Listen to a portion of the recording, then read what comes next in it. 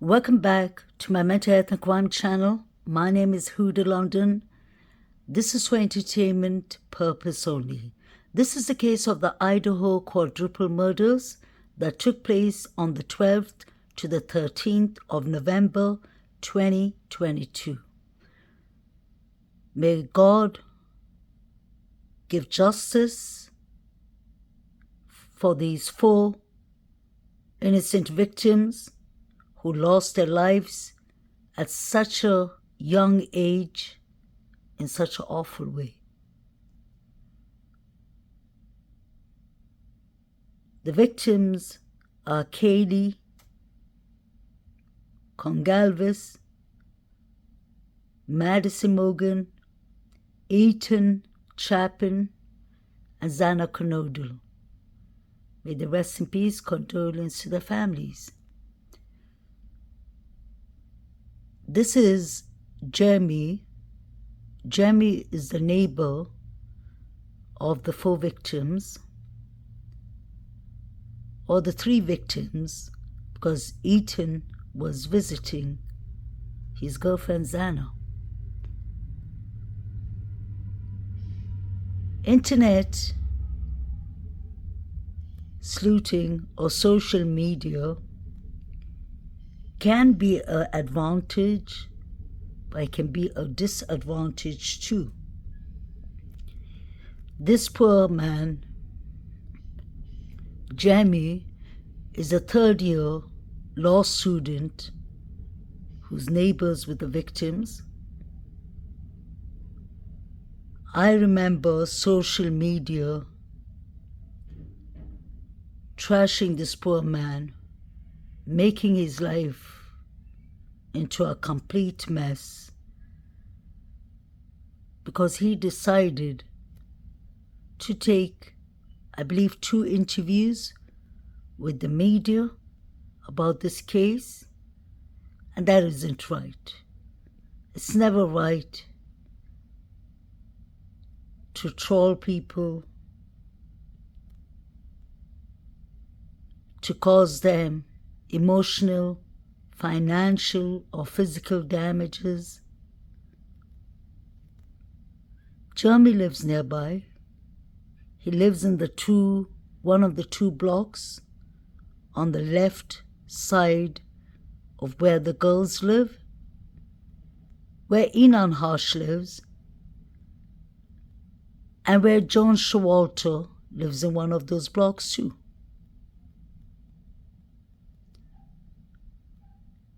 Jeremy had nothing to do with this case. He was allegedly home all day, but he still got heat because of this case. This interview is from Chronicles of Olivia. She did a fantastic job when she went to Idaho, Moscow. So please like, share, and subscribe to her. Can ruin people's lives. Luckily, I have a thick skin. I can handle whatever internet trolls throw at me. Today we speak with Jeremy, one of the neighbors next to the home where 4 University of Idaho students were brutally slain. Jeremy is one of the only neighbors who have spoken publicly to media ever since the internet has ripped his life apart, making wild accusations. I talk to the news. I'm a male next door, and so instantly that's suspicious. I mean, I wish I would have been able to say on there that sleuthing can ruin people's lives. Luckily, I have a thick skin. I can handle whatever internet trolls throw at me, but other people can't. And so in the future, it's just like, hey, be careful and cautious.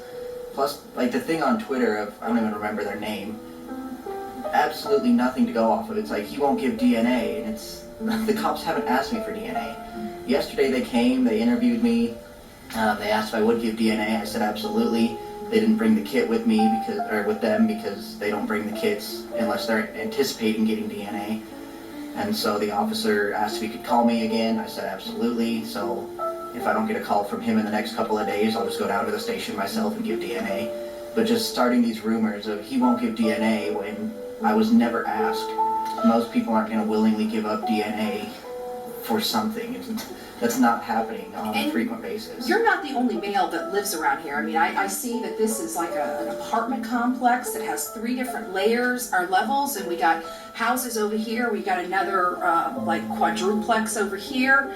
So you're not the only guy in this area either, right? I mean, and you're not the only guy that's ever hunted in this area that lives in these apartments and stuff. Yeah, I'm just the only one that had an interview go viral, and so that's why people are coming after me specifically. Now, you went to bed, about what time? I know they're going to probably ask, so about what time did you come in and call it a night that night? I was in my house pretty much all day. I don't really do a whole lot unless my friends invite me out. Right. So I was just already in my house. Just chilling.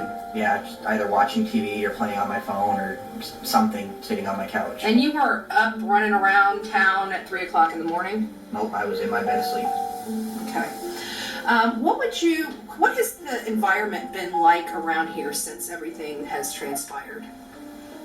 People are quiet.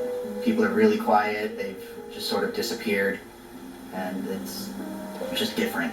Right, and you have probably some friends around here that live in and around this area. Can you tell me how what they have expressed, their feelings since all of this has happened? So I don't have any friends in this immediate area. I have a friend that's like a block or 2 down. Mm-hmm. He seems to be mostly unaffected just because he's far enough away from it. Mm-hmm. But yeah, the people in this area, I've said it, I don't talk to them, I don't know them. I see them walking by and I recognize them, that's it. Right. And so I don't know how they're feeling. Right, yeah, but I can imagine that the morale is really low around here. People are probably nervous, scared. I'm sure you probably are scared yourself, even though you're dealing with all this drama from, the social media world. How has this affected your daily life? It hasn't really. I mentioned the very first interview I did that I have started carrying a weapon on me. Mm-hmm. At this point now, it's more for the salutes that may or may not try and come after me in person, more than the killer. But that's pretty much the only thing that's changed is I went from not carrying up here in Moscow to having a weapon on me again. Yeah, I'm looking at you, and you seem like a really docile guy. You seem very friendly, very approachable, and I just, to be honest with you, when we heard that you were getting this kind of attention from social media that was really, really negative, we really wanted to come out here and help you. I mean, we personally have looked into you ourselves. I mean, there's nothing there. There's nothing to look at.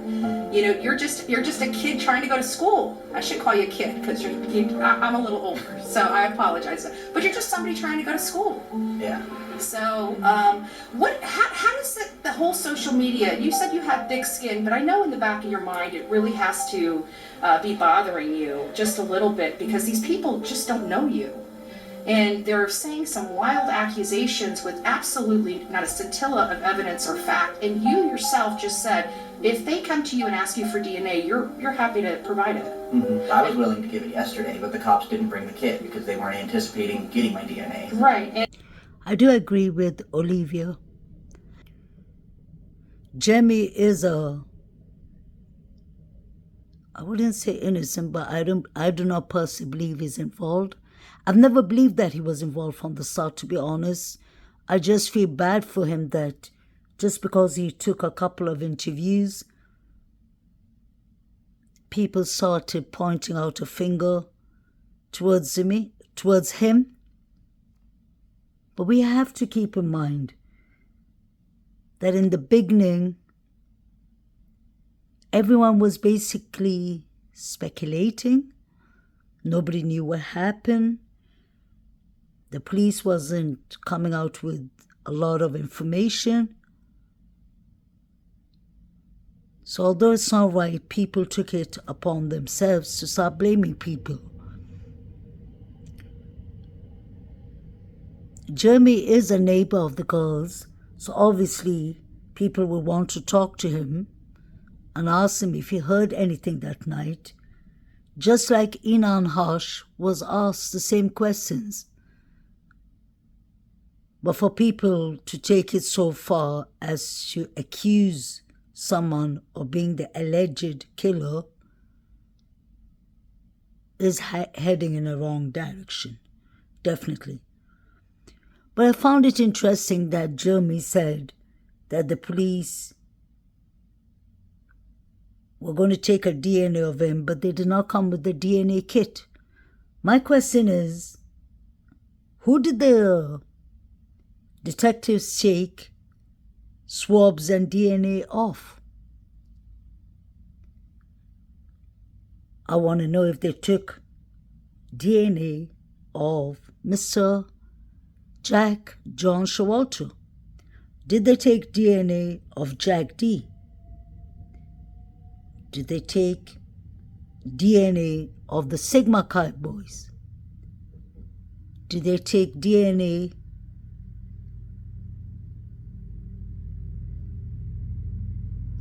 of most of the people who were interacting with Maddie and Kaylee at the Grub Corner, at the Grub Truck, and at the Corner Club? Or are the police trying to say that they knew it was Brian Koberger from the first couple of days? That's the reason they weren't taking DNA tests of people? I don't believe they were taking much DNA tests. I'm speculating, but I believe they did not take many DNA tests. Others, they would have known who were the 3 unidentified male DNAs inside and outside the house.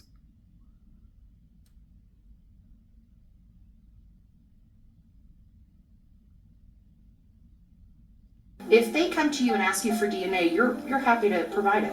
Mm-hmm. I was willing to give it yesterday, but the cops didn't bring the kit because they weren't anticipating getting my DNA. Right, and so far, like, if they really thought you had something to do with it, I would imagine, has your apartment been raided? Has it been searched or anything like that? Mm-hmm. If it was, they didn't move anything because it looked the same when I got back after Thanksgiving break as when I left it. Right, so, again, what would you like the audience to know about you in this? For example, you were just really trying to help. Like, you were trying to tell your side, because, I mean, this house is really close to a lot of these buildings, and for nobody to hear something, I guess it sparks a lot of people's emotions, and of course, their conspiracy theories. How could nobody hear? Mm-hmm. But this happened at 3 o'clock in the morning, a knife was used, and you were in bed. Mm-hmm. And the roommates downstairs didn't hear it either. I don't know how they expect people from through the house, through another wall, and plus, 30, 40 feet? Yeah. If the roommates didn't hear it, I don't know how anyone else would hear it. So I don't know why people are saying, well, how didn't you hear anything? Because there was nothing to hear. Right. Let's not forget that this was a week after the murders that Chronicles of Olivia took this interview. So I don't blame Jeremy for not thinking that the roommates did not hear anything. Obviously, they heard it.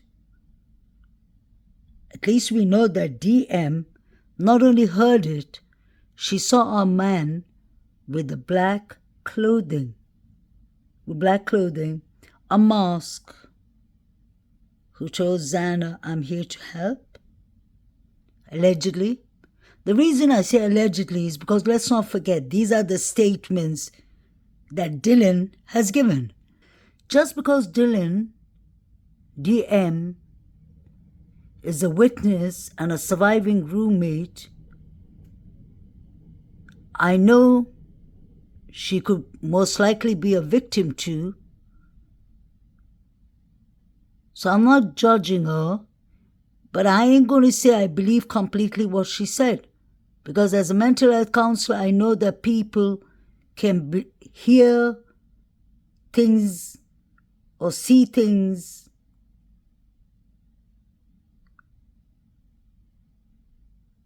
or believe that they saw things and heard things that were actually not there. Because let's not forget, this is late at night. It is pitch black.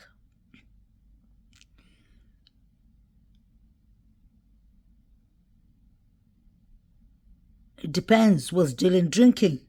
Was she on drugs? What was her mind state like? Was she in a shock mode? We heard that she's been in a shock when it happened and when she saw the guy, but it still doesn't make sense. 8 hours not to call 911.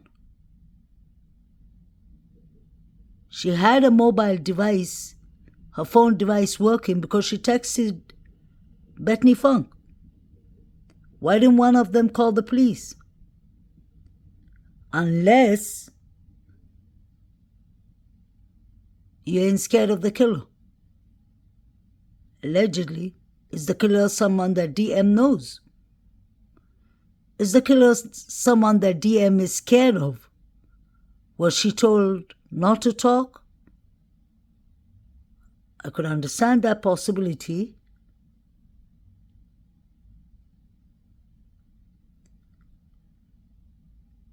But I just don't like the fact when people try to attack us or criticize us for asking the right questions or for asking questions. I'm not saying that Dylan is involved or that she did anything, but I'm just saying it doesn't add up. It does not add up. Let's not forget Dylan is an important witness. According to BK, DM is an important witness too. So picture this for a second. If DM called the police, just say 20 minutes, half an hour after the killer left, don't you think it would have made it much more easier to catch the correct killer? Or maybe BK is the correct killer, but still, there wouldn't have been so much doubts in her head. And this court case wouldn't have taken so long. But why did DM decide to wait 8 hours? And guess what? After 8 hours, she didn't even call 911. She called the Sigma Chi boys. They came over and multiple people called from the roommate's phone. Not to the police, to 911, saying that somebody was unconscious and they wouldn't wake up. It was supposed to be a bloody crime scene, according to the coroner, who's also the nurse, who's also the lawyer, a very important member of Idaho Moscow.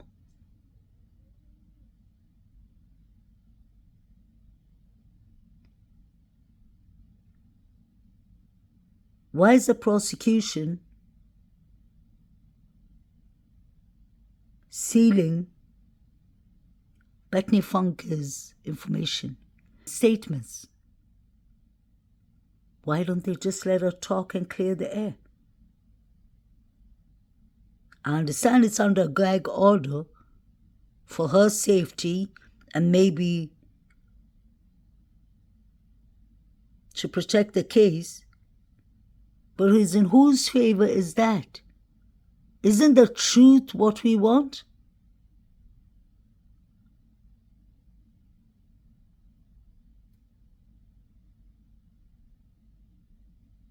Isn't the truth what these families deserve?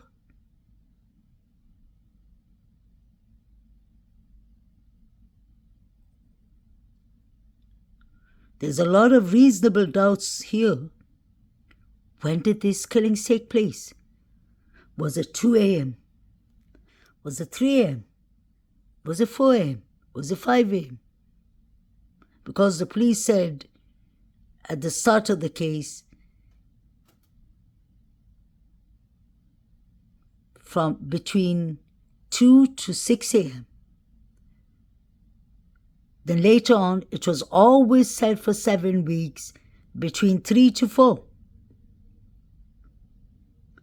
But now, since they caught BK, it became 4:05. How did they get to this timeline?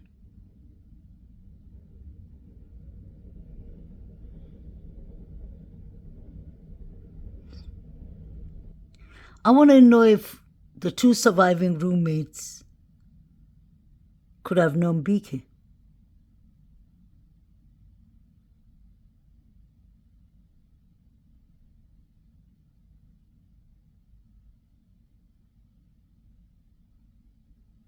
I think BK has a lot of confidence in Bethany Funk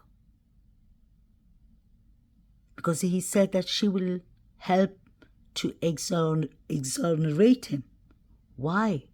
What did she see? Did she allegedly see BK standing outside her window?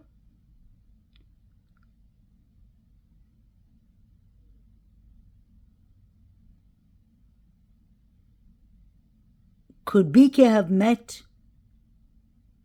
Bethany Funk in a party, like maybe the pool party? Because we don't know who was there and who wasn't. Washington Pullman is very close to Idaho, Moscow, and we've heard many times that people visit each other's towns or cities. Very often, all these students engage. So was BK just stalking them on social media? I find that hard to believe.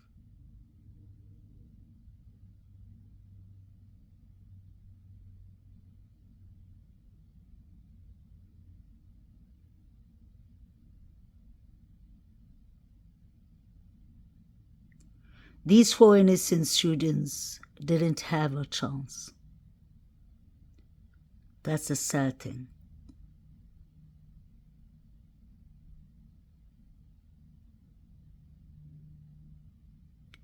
It's hard to know who was the target, but at times I wonder if Kaylee was one of the main targets too. Because who knew Kaylee was coming back that night? Who invited Kaylee to come that night?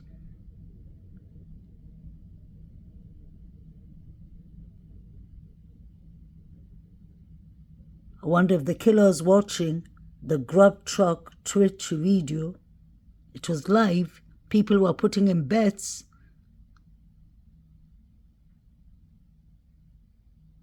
People on the live stream were talking about how cute some girls were. It's just creepy to think how far this world has gone with live streams on a Twitch. Because let's not forget, people who are going there to the Grub Truck video are mostly intoxicated or high. These are young women, so I think it's so vulnerable to have them out on Twitch. And I hope after this incident, after this tragic quadruple murders, I hope that they stop putting the Grub Trucks on live stream on Twitch. It's cost 4 people's lives. I'm not saying because of the Grub Truck, but it could be partly because of it. We don't need any more innocent children dying. So changes needs to happen.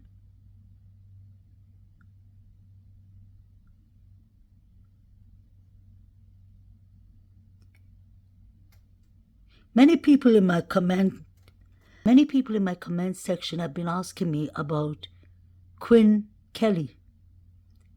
That is DM, his boyfriend. I remember in the beginning of the case, there was a lot of speculations and rumors going on from actually the students in Idaho, Moscow, that some people saw him that night. Wasn't he driving a light color car or white color car? There was even rumors going on that he drove to the house around 1 o'clock or 2 o'clock. This is just speculation, guys. These are not the facts, this part. Could that have been the car that was seen in the area? What is Quinn Kelly's story like? What's his alibi? Was he ever questioned? Was DNA test taken of him? Was he at home that night with Dylan? Because he could have been there and allegedly left, and Dylan could have forgotten to lock the door. Was that what happened? Allegedly? Or was Quinn involved? Lately, I've been keeping my eye on one thing that in a way makes sense for me and it doesn't make sense. It's a red flag. Do you know how many people we have that know each other from Boise, Idaho, who've been to the same high schools? We have DM, we have BF, we have Quinn Kelly, we have Jake, Maddie's boyfriend. I've heard Jack D has lived there for a period of time, and we have John Showalter. Wonder how many of the boys from the Sigma Chi are from Boise too. I'm not saying there's anything wrong in that, but that's a red flag because it concerns me that these people knew each other before they came to Idaho, Moscow. When people know each other, they could be covering up for each other. What do we know? Just a question. I want to know where Quinn was that night. I want to know where John Showalter was that night. Where was Jake that night? Maddie's boyfriend. And I'm being crystal clear here by saying I'm not accusing anyone. I'm just asking the questions. I'm asking questions that I want answers for. Others, I'm not going to rule out these people. I know I ain't a law enforcement. Nobody cares what I think, but I care what I think.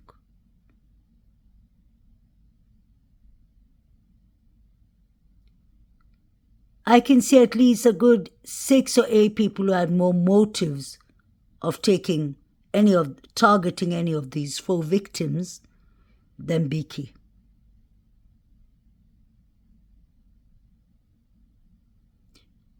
Where was the Inan Hush?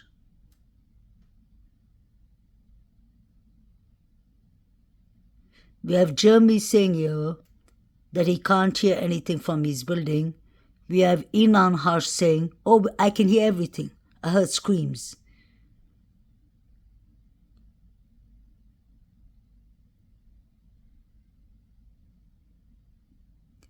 Why wasn't the detectives taking swab tests and DNA tests of most of the neighbors, the people in the Grub Truck? The Sigma Chi boys said they don't have cameras. Wow. But we saw 4 figures, running, coming from this site or around this site. The sad thing these days is when we ask questions, then people say we're accusing people. There's a difference between accusing someone and just asking questions. Because clearly we are not getting those questions answered by law enforcement. A lot was happening between 2 to 3:30, I would say. So that would say from the time Kaylee and Maddie went home. Where was Zana and Ethan the whole day?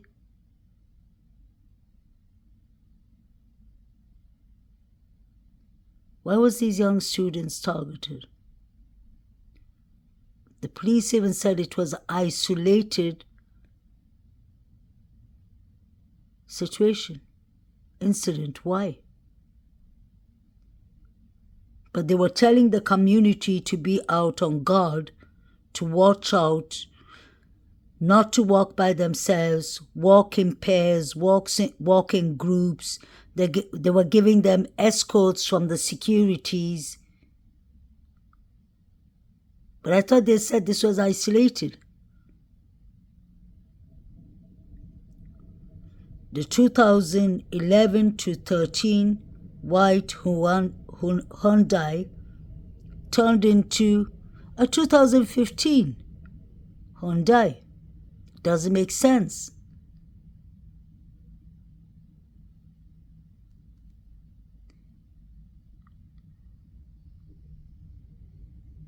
Was Dylan so shook that she couldn't speak or call 911? Did the Sigma Chi boys tell her not to call anyone allegedly? Was it somebody else that she knows who told her not to call them? And why was the coroner allowed to come into the scene between 5 to 5:30? She said the police had to do their work. Isn't the coroner the first person to come in with the police?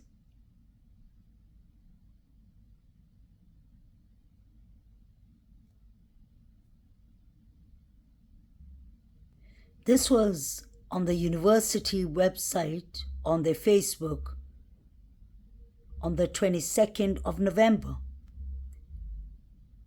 You can read it from here. This is what a photographer said he witnessed when he came back to work next day, that a woman roughly between 2 a.m. was seen running out of, wait, I'll do this. She ran out of the front door. Did she leave the front door open? Allegedly. Why was Kaylee so focused on her phone that night?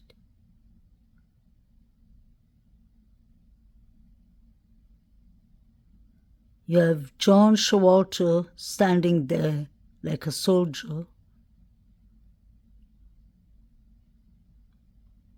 Not an escort, actually. And then you have the two guys behind him that I find to be full of red flags because they came separately from two different directions. They didn't speak with each other or look at each other for at least a good 15 minutes. Then they went later on, stood there. You can see them look at each other.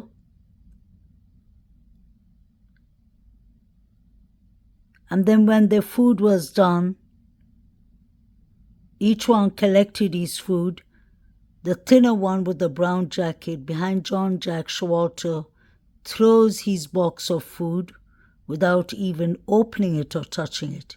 He was dropped by a white car, and he was dropped off by a white car, and he got a lift back from a white car.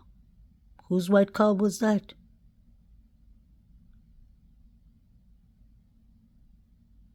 Maddie's looking at, is it John Showalter? I think there was a time she was upset at him.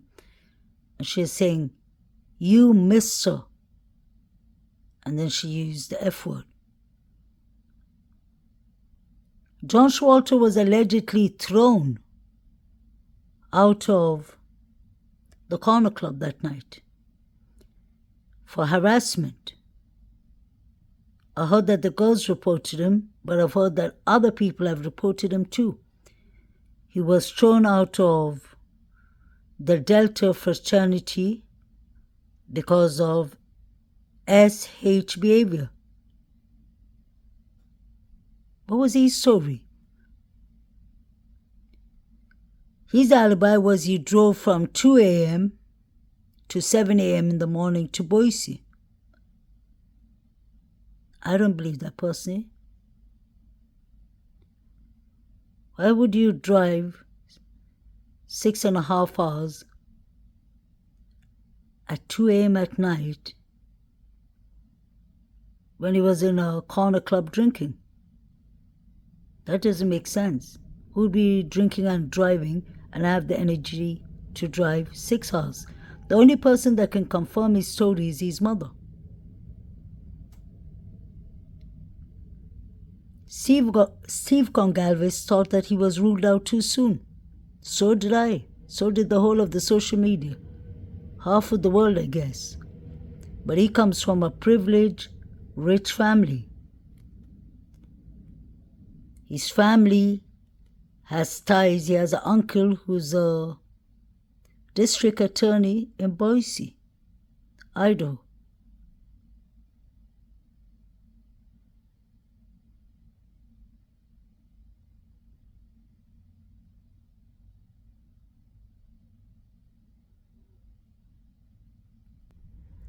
I still want to know what pictures these were that was on the phone that Saeed from the Sigma Chi was sliding. It looks to me like 3 people kneeling down on the floor.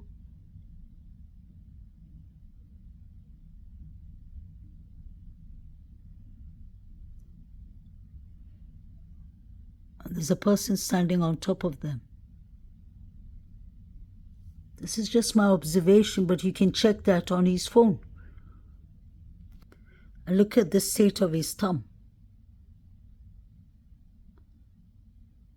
He has cuts on his thumb. You have other creepy pictures. Look at this one. Somebody with a mask.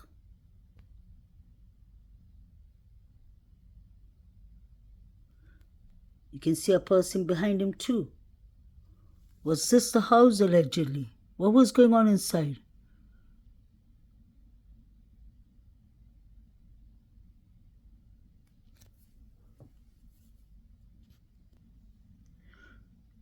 Look at his thumb. Did he cut himself? I don't trust the 4 people in the Banfield minor alcohol stop, allegedly. I really don't. And I do not trust the 4 figures that were running. This was all happening between 2:53 to 3:17 at night. We are told that the killings happened between 3 to 4.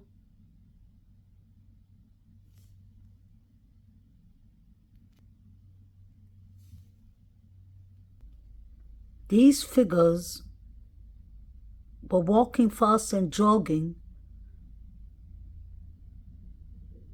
towards the Sigma Chi and those areas. They were coming from the King's Road, allegedly. What were they running from? Why were they jogging? Has the police taken swabs of them and DNA?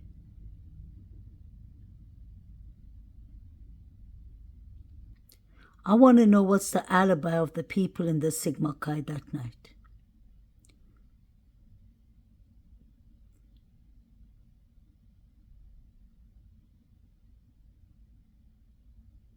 Where exactly was Xana and Eaton?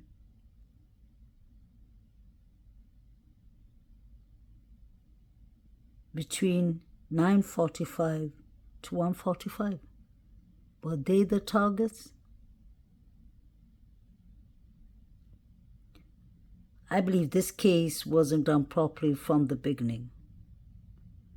So Brian Koberger, if he turns out to be the person who wasn't involved, then we have a massive problem. We have a massive one. Because the case will have to start from the beginning. Where's these 3 unidentified male DNAs? Could they have come from this place, the Sigma Chi? Allegedly? Please like, share, and subscribe. and this is strictly for entertainment purpose only.